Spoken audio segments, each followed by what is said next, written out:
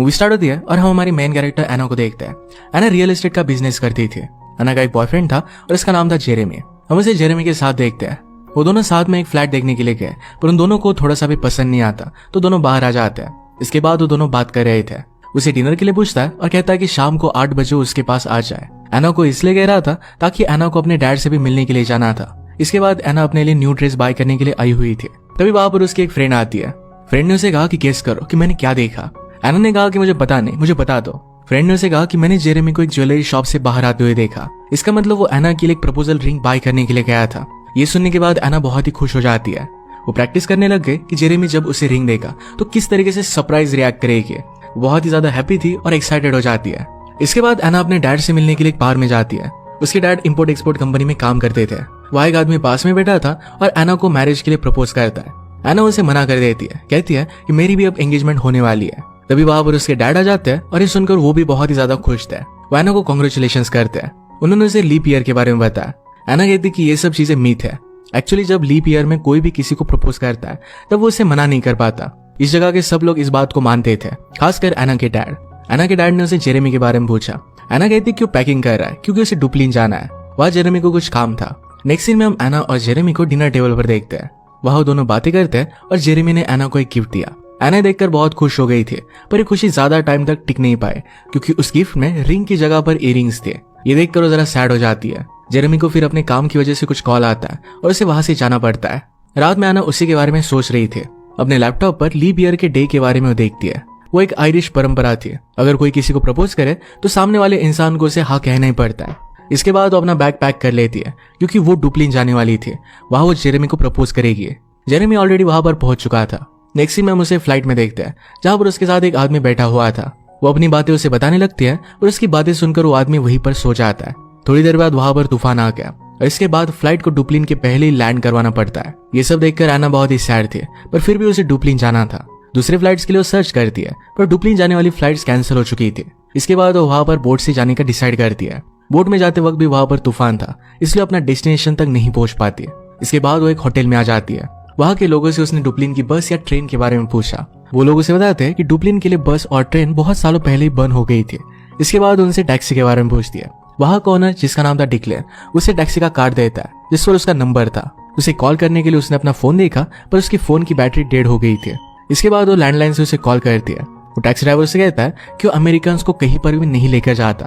वो उसे पूछती कि तुम्हें कैसे पता कि मैं अमेरिकन हूँ। तभी डिक्लेन पीछे से निकल कर आता है और वही उससे बात कर रहा था। वही वो टैक्सी ड्राइवर था। एना उसे कहती कि डुप्लिन ले जाने के लिए मैं तुम्हें 500 यूरोज दूंगी, पर इस बात के लिए उसे मना कर देता है। अब एना को अगर यहाँ से जाना होगा तो मॉर्निंग में ही कोई रास्ता मिलेगा। एना सोचती है कि वो कहाँ पर रुकेगी। जिसके बाद वो उसी होटल में रहने का डिसाइड करती है। एना को डिक्लेन उसका रूम दिखाता है। एना को जरा भूख लग रही थी, इसके लिए डिक्लेन उसके लिए सैंडविच बनाने के लिए नीचे जाता है। एना को अपना फोन चार्ज करना था। फोन चार्ज करने के लिए इलेक्ट्रिसिटी होल्डर ये बेड में दबा हुआ था। इसे निकालने के ट्राई में पूरे रूम का बुरा हाल कर देती है। इसके बाद उसने अपने चार्जर को कनेक्ट कर दिया, पर कनेक्ट करने की वजह से वहां की लाइट्स ऑफ हो जाती है। इसके बाद डिक्लेन रूम में आता है और उस पर थोड़ा सा गुस्सा करता है। उसने उसे डिनर के लिए सैंडविच दिया। नेक्स्ट डे सारी बातें वो जेरेमी को बताती है। इसके बाद जेरेमी उसे जल्द से जल्द मिलने के लिए कहता है। इसी बीच उसने देखा कि कुछ लोग लोन फिर से वापस लेने के लिए डिक्लेन के पास आए हुए थे। डिक्लेन ने अपने होटल के लिए उनसे जरा लोन लिया था। डिक्लेन उनसे और कुछ दिन मांगता है। एना अपने कपड़े चेंज कर रही थी और तभी वहां पर डिक्लेन आया। उसे कहता है कि उसे टैक्सी से डुप्लिन ले जा सकता है। उसे वैसे भी पैसों की बहुत जरूरत थी। एना ने उसे हाँ कहा और बाहर जाने के लिए कहा। वो दोनों बाहर निकले और डिक्लेन उसके लिए टैक्सी लेकर आया, पर टैक्सी की हालत बहुत ही खराब थी। एना उसे कहती कि प्लीज मुझे बताओ कि हम दोनों इस टैक्सी में नहीं जाने वाले। डिक्लेन उसे कहता है कि हम इसी टैक्सी से जाने वाले हैं। डिक्लेन ने एना का बैग टैक्सी में रखा। इसके बाद वो वहां से निकल जाते हैं। वो सैंडविच खाते हुए टैक्सी चला रहा था। रास्ते में एना उसे बताती है कि उसके बॉयफ्रेंड को लीप ईयर के दिन प्रपोज करने वाली है, जिस पर वो हंसने लगता है। उसका वो मजाक उड़ाता है और एना को गुस्सा आ गया, इसलिए उसका सैंडविच वो बाहर फेंक देती है। इसके बाद डिक्लेन ने टेप स्टार्ट किया, पर एना उसका कैसेट निकालकर बाहर फेंक देती है। डिक्लेन गाड़ी रोक देता है और इस टेप को लेकर आता है। रास्ते से जाते वक्त रोड पर बहुत सारी काउस थी, जिन्हें देखकर वो कार रोक देता है। काउस को एना खुद हटाती है और बड़ी मेहनत के बाद वो काउस रोड से हट जाती है। इसके बाद उसका पैर काऊ के पूप पर पड़ जाता है, जिसे देखकर डिक्लेन हंसने लगता है।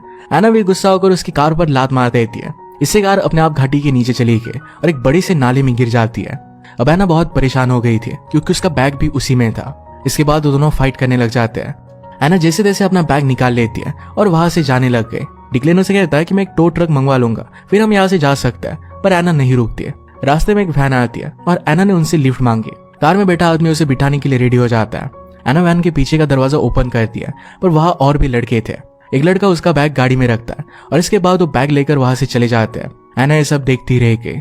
इसके बाद डिक्लेन सिटी बजाता हो वहां से आगे चला जाता है। थोड़ी देर बाद एना एक रेस्टोरेंट में आई जहां पर डिक्लेन ऑलरेडी था।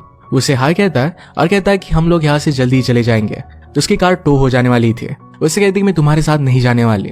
वो टेलीफोन पर दूसरी टैक्सी को कॉल करने जाती है। इसी बीच उसने उन्हीं लोगों को देखा जिन्होंने उसका बैग ले लिया था। वो बैग अब भी उनके पास था। एना अंदर जाकर उनसे उसका बैग मांगती है पर उसे नहीं देते।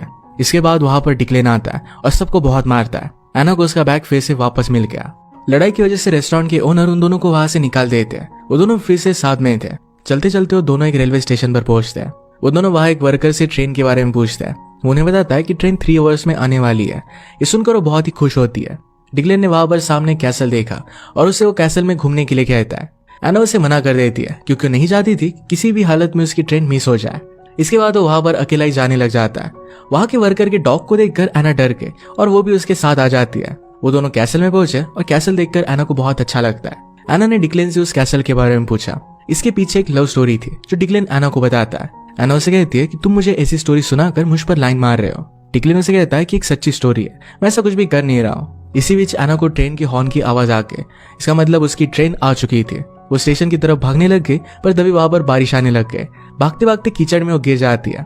इसके बाद वो स्टेशन पर आए पर तब तक वहां से ट्रेन जा चुकी थी। वो वे रोने लग जाती है। इसके बाद रेलवे वर्कर उन दोनों को अपने घर लेकर जाता है। उन दोनों को अपनी वाइफ से मिलवाता है। उसकी वाइफ वहां पर कपल्स को रूम रेंट पर देती थी। वहां पर रहने के लिए कंडीशन थी कि जो भी लोग यहाँ पर रहेंगे वो मैरिड होने चाहिए। डिक्लेन और एना कहते हैं कि हम दोनों मैरिड है। इसके बाद वहां पर वो रुक सकते थे। वहां पर उन्होंने अपना रूम देखा तो वहां पर एक ही बेड था। वो दोनों बेड के लिए लड़ने लग जाते हैं और टॉस करते हैं कि कौन बेड पर सोएगा। इसके बाद मॉर्निंग में वहां पर हाउस ओनर आती है। वो उनसे खाना खाने के लिए पूछती है। एना उससे कहती है कि मेरा हस्बैंड डिक्लेन बहुत ही अच्छा खाना बनाता है, वो खाना बनाने में आपकी मदद भी करेगा। ये सुनकर लेडी बहुत ही खुश हो जाती है। नेक्स्ट सीन में वो दोनों गार्डन में सब्जियां लेने के लिए जाते हैं। उन दोनों ने वहां पर बहुत सारी बातें की। इसके बाद वो दोनों साथ में कुकिंग भी करते हैं। इसके बाद नेक्स्ट सीन में रात में एक ओल्ड कपल उनके पास बैठे हुए थे।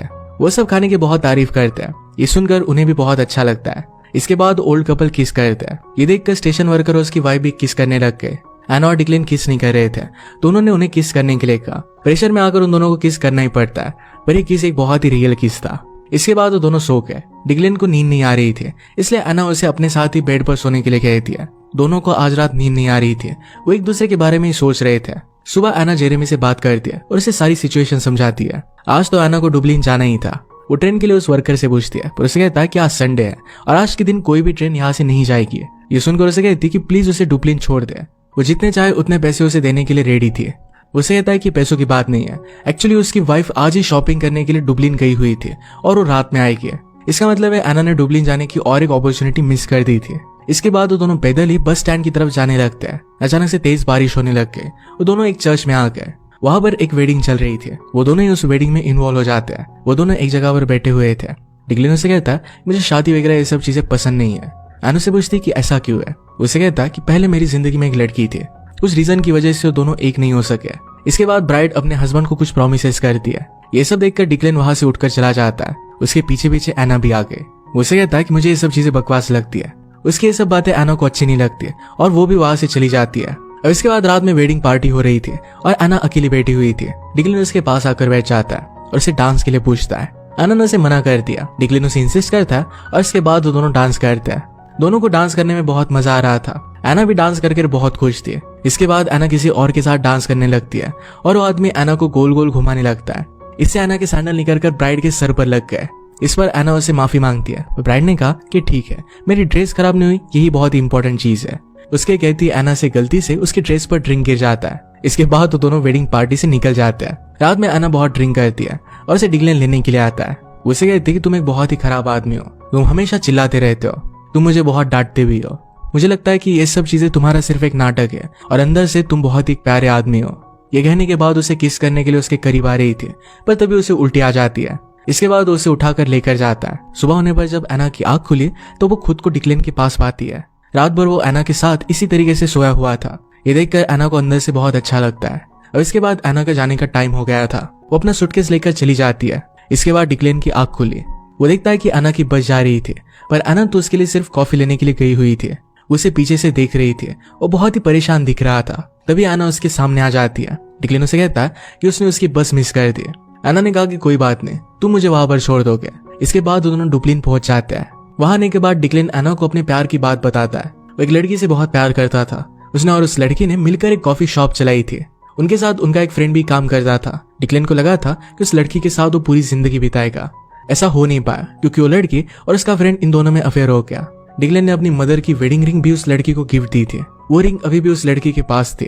ये सुनकर एना से कहते कि तुम्हें वो वेडिंग रिंग फिर से वापस लानी चाहिए, वो तुम्हारी मदर की है। डिक्लेन उसे कहता है कि बहुत सारा टाइम बीत चुका है। इसके बाद डिक्लेन उसे उसकी डेस्टिनेशन वेडिंग पर पहुंचाता है। एना उसे उसके पैसे देने लगती है, पर डिक्लेन उससे वो पैसे नहीं लेता। वो उससे वही कॉइन मांगता है जिससे उन्होंने बेड पर सोने के लिए टॉस किया था। वहां से जाने लग गया और एना को भी अच्छा नहीं लगता। डिक्लेन अपनी फीलिंग्स बताने के लिए टर्न हुआ, पर इतने में वहां पर जेरेमी आ गया था। वो एना के गले लग जाता है और वह उसे शादी के लिए प्रपोज करता है। ये देखकर डिक्लेन वहां से चला गया। एना ने जेरेमी को हाँ कर दी थी। इसके बाद उन दोनों की शादी की तैयारी होने लग गई। डिक्लेन अकेला ही रोड पर चल रहा था, जिसके बाद वो किसी को फोन करता है। इसके बाद वो अपने एक्स से मिला और घर चला जाता है। घर जाकर वो अपना रेस्टोरेंट चलाता है, जो कि बहुत ही अच्छा चलता है। थोड़े दिनों बाद जिन लोगों से उसने पैसे लिए थे वो वहां पर आ गए थे। वो उन्हें पैसे पे नहीं कर पा रहा था और इसी वजह से उसका सारा सामान वो बाहर निकालने की बात कर रहे थे। यहाँ पर डिक्लेन के कस्टमर उसकी पूरी मदद करते हैं। वो जो भी पैसे ओ करता था वो सारा उन्होंने पे कर दिया। पैरेलल में हम देखते हैं कि एना थोड़ी सी अपसेट थी। उसकी एंगेजमेंट के लिए पार्टी रखी जाती है। एना ने वहां पर एक फायर अलार्म देखा, उसे ट्रिगर करने जाती है। वो देखना चाहती थी कि क्या सच में जेरेमी उसके लिए केयर करता है। अलार्म के ट्रिगर होने के बाद जेरेमी एना को छोड़कर अपने दूसरे ही सामान को समेटने लग गया। ये देखकर एना उसे समझ गई कि जेरेमी उसके लायक नहीं है। इसके बाद उसे छोड़कर वहां से वो चली जाती है। कुछ दिनों बाद वो डिक्लेन के रेस्टोरेंट में आती है। डिक्लेन उसे देखता है और पूछता है कि तुम यहाँ पर कर क्या रही हो। उसे कहती है कि मैं तुम्हें बहुत लाइक करती हूँ। अपनी फीलिंग्स के बारे में उसे बता देती है। डिक्लेन उसे कुछ भी आंसर नहीं देता और वहां से चला जाता है। इसके बाद एना बहुत सैड हो गई। एक हाइटेड जगह पर जाकर वहां पर वो रोने लग गए। वहां पर डिक्लेन आया और उसे चुप कराता है। एना उसे पूछती कि तुम मुझे छोड़कर क्यों चले गए थे। उसे कहता है कि मैं तुम्हारे लिए कुछ लेने के लिए गया था। उसे अपनी मदर की रिंग देता है। प्रीवियस सीन में अपनी एक्स से उसने अपनी मदर की रिंग ले ली थी। उसे वेडिंग के लिए प्रपोज कर देता है। एना ये एक्सेप्ट कर लेती है और दोनों किस करते हैं और वो दोनों साथ में थे। नेक्स्ट सीन हम कुछ दिनों बाद देखते हैं। वो दोनों उसी टैक्सी से और एक ट्रिप पर जा रहे थे और दोनों साथ में बहुत खुश थे। इसी के साथ ही मूवी एंड हो जाती है। अगर आपको एक्सप्लेनेशन अच्छा लगा तो प्लीज लाइक और कमेंट जरूर कर दीजिएगा।